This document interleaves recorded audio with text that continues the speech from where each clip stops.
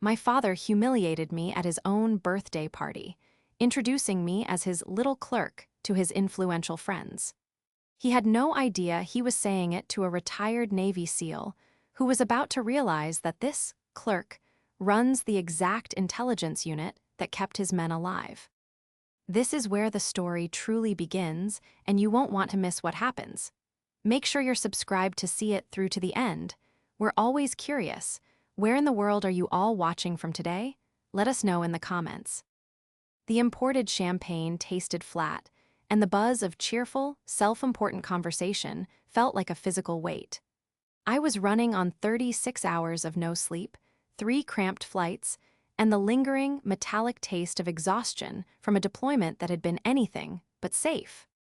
My body armor-ready posture felt alien and stiff in the seafoam green civilian dress my mother had insisted on buying me.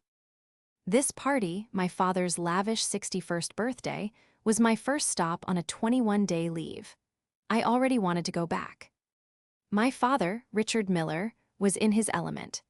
He navigated the crowded ballroom of his golf club with the confidence of a man who believed his retirement from sales was a loss for the entire global economy. He spotted me, and his smile widened, but it wasn't the smile of a father happy to see his daughter. It was the smile of a man spotting a prop he could use. "Elena, over here," he boomed, waving me toward a tight circle of silver-haired men in expensive suits. I pasted on a polite smile and moved through the crowd. "Happy birthday, Dad." Thank you," he said, clapping me on the shoulder a bit too hard. He turned to the group. "Gentlemen, I'd like you to meet my daughter, Elena." I started to extend a hand, but he wasn't finished. "She's our family's little clerk," he announced, his voice dripping with patronizing amusement. "Works for the army, filing reports or something. A nice, safe desk job." The men chuckled politely. I felt a hot flush creep up my neck. I looked at the faces, and one of them wasn't smiling. He was an older man, with a stillness that contrasted sharply with my father's restless energy. He had the unmistakable bearing of a career military man, and his eyes were sharp. My father, in his quest to impress, had brought me directly to him. "Elena," my father continued, oblivious, "this is Commander Mark Kincaid, an actual hero, wrote the book on leadership." He beamed, proud to know such a man. I just stood there, the label little clerk, hanging in the air like a bad smell. The casual sting of his words, delivered in that polished, dismissive tone, was a betrayal sharper than any physical wound. Commander Kincaid didn't join the polite laughter. He didn't offer a patronizing smile. He just watched me, his gaze assessing. He saw the way I stood, not slumped with fatigue, but at a parade rest I hadn't even realized I'd assumed. He saw the way my eyes scanned the room, a habit drilled into me from years in high-threat environments. "She's got a great benefits package, though," my father added, digging the hole deeper. "We're proud, of course, but we're still hoping she'll join the real world, maybe get into marketing." Kincaid finally moved, extending a hand past my father's shoulder, ignoring him completely. "Commander Mark Kincaid, retired." His voice was a low, gravelly baritone. His grip was firm, calloused, and professional. "Captain Elena Torres," I replied, my voice coming out steadier than I felt. "It's an honor to meet you, sir." My father's smile faltered for a second, confused by the shift in protocol. Kincaid's eyes sharpened at the word captain. "Sir, no sir necessary, Captain. We're all civilians here," he said, though his tone was anything but civilian. He didn't ask what I did. He asked, "Where are you stationed?" "I'm currently attached to EUCOM, sir," I said, "just back on leave." My father scoffed, trying to regain control of the conversation. "See, attached. Sounds very administrative, doesn't it? Lots of paperwork." I finally looked at my father, really looked at him. The man who taught me to ride a bike, the man who I had, for 30 years, desperately tried to make proud.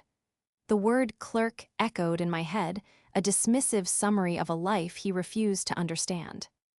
But he had forgotten one crucial thing. He thought my job was about paper. He had no idea that the reports I file are the kind that men like Commander Kincaid live or die by. My father's world was one of tangible, loud success. His entire career as a sales executive was built on quarterly bonuses, golf handicaps, client dinners, and the precise brand of his watch. He valued perceived success. A corner office was success. A German car was success. A title he could pronounce was success.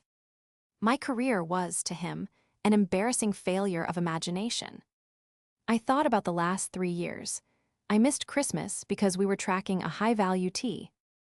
Argot, I missed my cousin's wedding because we were running a 24/7 operations floor during a regional crisis.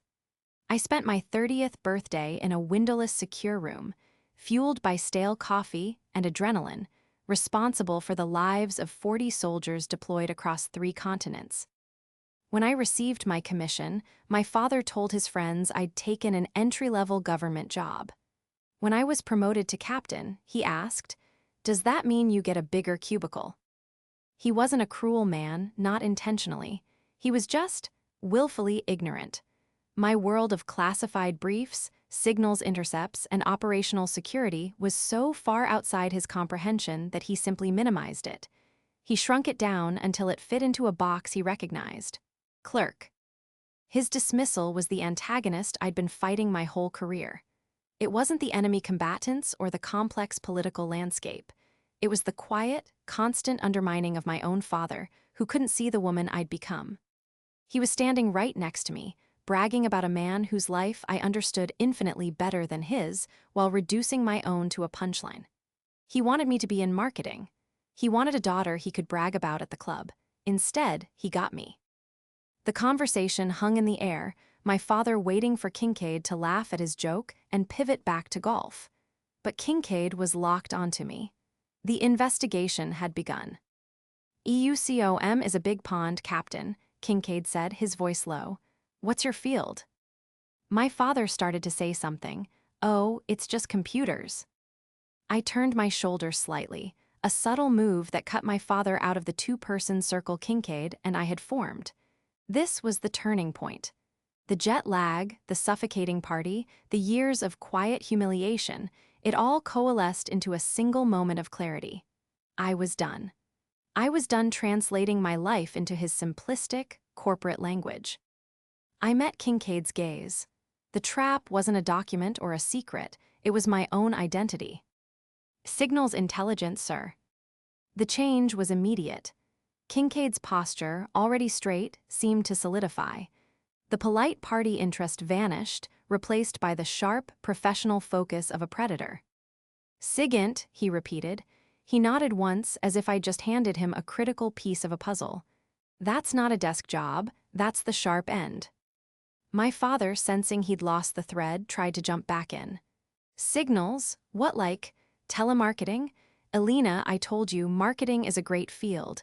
You'd be a natural." "I run a collection and analysis team, Commander," I said, cutting my father off. I used the careful, unclassified language we both understood. Kincaid's eyes didn't leave mine. He knew exactly what collection and analysis meant. It meant intercepts. It meant data mining. It meant finding the needle in a global haystack of electronic noise. The investigation was complete. He knew I wasn't a clerk. He was just trying to figure out how high the stack of reports on my desk really went. "A team," Kincaid said, his voice now devoid of all social pleasantry. "You're not just on a team, you're an O3, you're a co." It wasn't a question. "Yes, sir, I'm the commanding officer." My father let out a forced, booming laugh. It was a desperate sound. He was trying to wrestle the conversation back, to re-establish his dominance. "Captain, see, Mark, it's just like a little office manager. She's got a few people, they make their calls, they file their reports. It's sweet, really." Kincaid finally, slowly, turned his head to look at my father. His expression was flat, cold, and utterly unimpressed. "Richard, what exactly did you do in sales?" Kincaid asked. My father was visibly taken aback. I was senior vice president for North American logistics. I built the entire Western." "Right," Kincaid cut him off. And you managed, what, 100 people? Richard puffed up, sensing a return to familiar territory. 150 at its peak. And if you messed up a quarterly report, Kincaid continued, his voice like ice, what happened? A dip in stock, a bad bonus. Well, it was extremely serious, my father blustered. Millions were on the line. Kincaid turned his gaze back to me. When she messes up a report, people don't come home. The air crackled. The polite chatter in our immediate vicinity died. Richard's face went from ruddy and confident to a pale, sickly white. The other men in the group, his influential friends, were staring, frozen. This was not the conversation my father had planned. I just stood there, my hands clasped loosely behind my back. The first real crack had appeared in my father's polished veneer. My father was flustered, his eyes darting between me and Kincaid. He was searching for an escape route. Now, Mark, let's not be dramatic. It's a government job. We all know the bureaucracy. Elena is perfectly safe, aren't you, honey? Filing your reports in a nice, air-conditioned office. Kinka. Id's focus was absolute. He hadn't come here to be dramatic. He was a man who only dealt in facts, and he was busy assembling them. You're a captain, you're a co.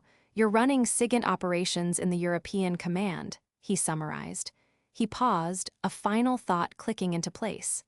You're not just running a team, are you? You're running a unit. Yes, sir, I confirmed. Which unit, Captain? My father tried one last, desperate interruption. Oh, it's just some number, who can remember those things? Mark, did you see the new? I cut him off. My voice was quiet, but it sliced through the tension like a knife. The irrefutable proof was just my unit's designation. I command the 303rd Signals Intelligence Detachment. If I had detonated a flashbang, the effect on Kincaid would have been less profound. His jaw tightened. His eyes, already sharp, widened with a shock of pure, unadulterated recognition. He didn't just know the designation. He knew the unit. The 303rd, he whispered, his voice full of a sudden rough awe. You're the Watchers. I just nodded. That's what they call us. The spell was broken. Kincaid turned slowly, deliberately, to face my completely stunned, utterly silent father. Richard, Kincaid said, and his voice was a low growl of disbelief. You're a little clerk, your daughter's unit. They provide the direct, real-time intelligence that my old teams, that my men, used to operate. The 303rd are the eyes and ears. They are the reason we knew where the targets were. They are the reason we came home. The party, the music, the clinking glasses, it all seemed to fade into a distant hum. The entire group of my father's influential friends was now silent, watching this exchange with rapt attention. My father's face was a terrible mask of confusion and a deep, dawning embarrassment. He had been exposed as an arrogant fool in front of the one man he truly idolized.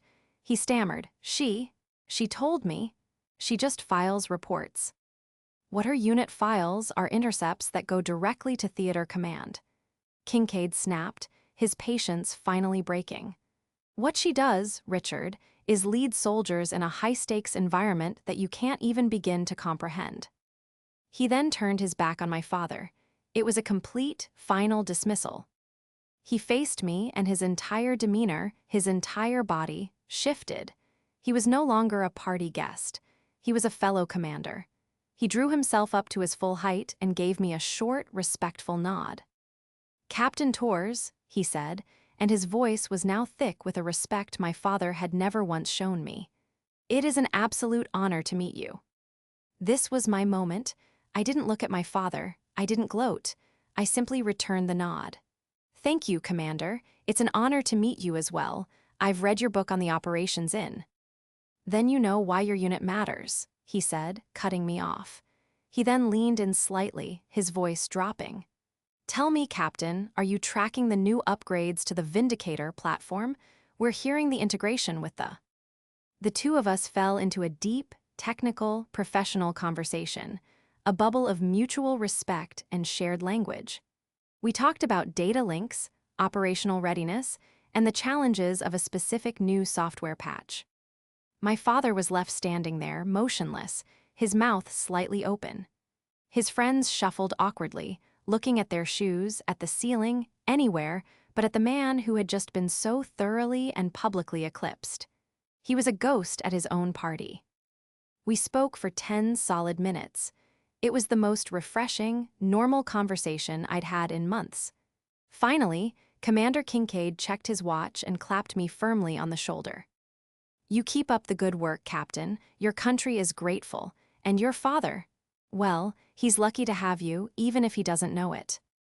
"Thank you, sir," I said, offering a small, genuine smile. I then turned to my father. He was still staring blankly, his face pale. The swagger was gone. "Dad," I said, my voice gentle but firm, "I'm pretty jet-lagged. I'm going to head out." He just nodded, speechless. He couldn't seem to form a word. He didn't meet my eyes. As I walked out of the ballroom, the silence I left in my wake was louder than any music. I could feel the eyes of my father's friends on my back, and then I felt them shift back to him. I saw one of them pat him on the arm, a gesture of pity.